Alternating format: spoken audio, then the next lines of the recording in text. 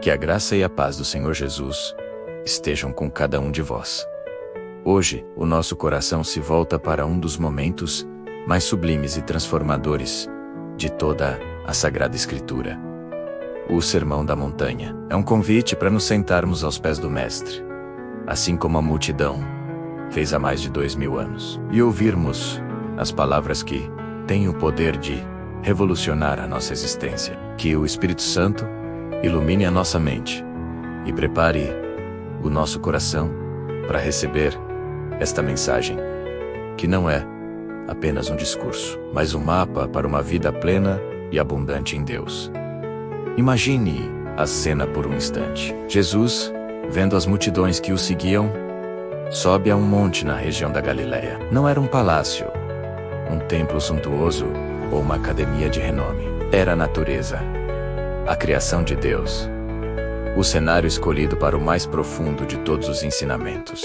Ali naquele lugar simples, ele se assenta, e seus discípulos se aproximam. Ele não fala com a autoridade de um rei terreno que impõe leis, mas com a autoridade do amor, do Filho de Deus, que conhece a profundidade da alma humana. O Sermão da Montanha não é um conjunto de regras frias, mas uma revelação do coração do Pai. Ele nos mostra um novo caminho, uma nova forma de ser e de viver, fundamentada não na aparência exterior, mas na transformação interior. É um chamado para sairmos da superficialidade, da religiosidade e mergulharmos na profundidade de um relacionamento genuíno com Deus e com o próximo. Naquele monte, Jesus não estava apenas falando para a multidão presente. Ele estava falando para cada um de nós, através dos séculos, nos convidando a construir a nossa vida sobre a rocha firme de suas palavras. O sermão começa de uma forma que desafia toda a lógica do mundo.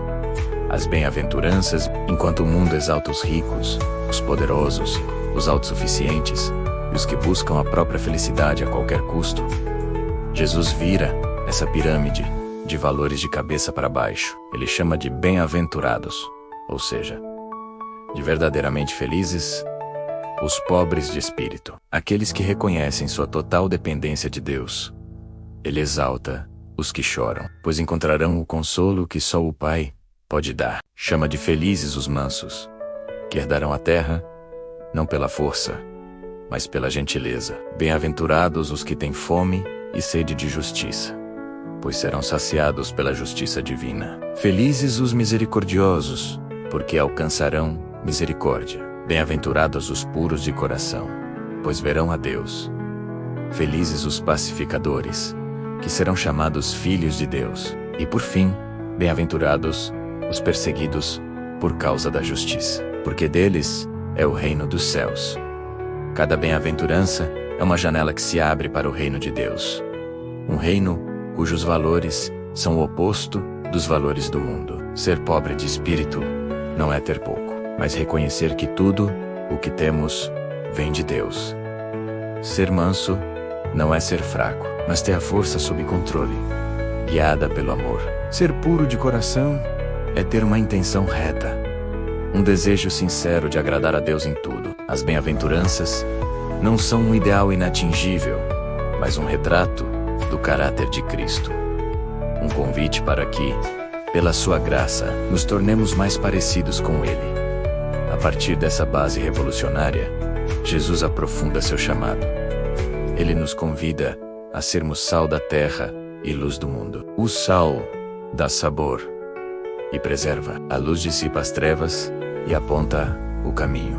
Somos chamados a fazer a diferença, a influenciar positivamente o ambiente onde estamos. Não com arrogância, mas com a humildade de quem serve. Então ele nos desafia a viver um amor radical, um amor que vai além dos amigos e daqueles que nos amam. Amem os seus inimigos e orem por aqueles que os perseguem, diz ele.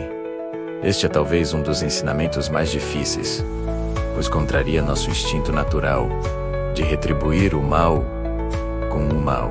Mas Jesus nos chama a quebrar o ciclo do ódio com a força invencível do perdão. Perdoar como fomos perdoados por Deus é um perdão que não guarda ressentimentos, que libera o outro e principalmente libera a nós mesmos do peso da amargura. Ele nos ensina sobre a humildade, exemplificada na oração do Pai Nosso, onde reconhecemos a santidade de Deus, submetemos nossa vontade a dele e pedimos o pão de cada dia, reconhecendo nossa dependência. A humildade está em não julgar o próximo para não sermos julgados, em olhar primeiro para a trave em nosso próprio olho, antes de apontar o cisco no olho do irmão. É um chamado para uma vida autêntica, onde nossas ações, palavras e pensamentos estão alinhados com a vontade de um Pai amoroso. Mas como podemos trazer ensinamentos tão elevados e profundos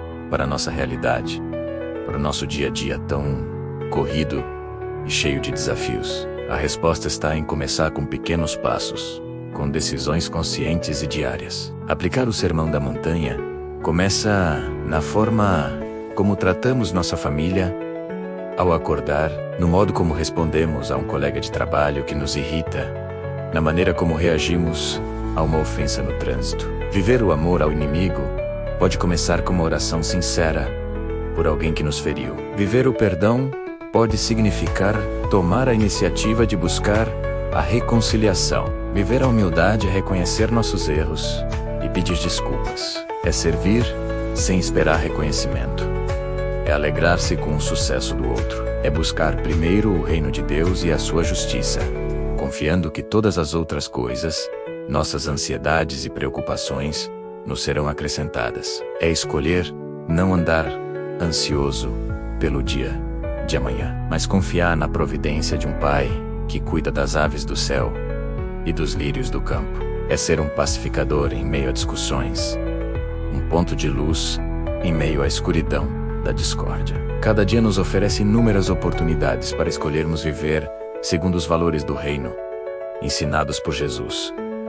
Não se trata de perfeição, mas de direção. É uma caminhada constante, apoiada na graça de Deus, para que nossa vida se torne um reflexo, ainda que imperfeito, da beleza e do amor revelados naquele monte. Que as palavras do Sermão da Montanha não permaneçam apenas como um belo texto em nossas Bíblias, mas que se tornem carne em nossa vida, transformando nosso coração, nossas atitudes e nossos relacionamentos.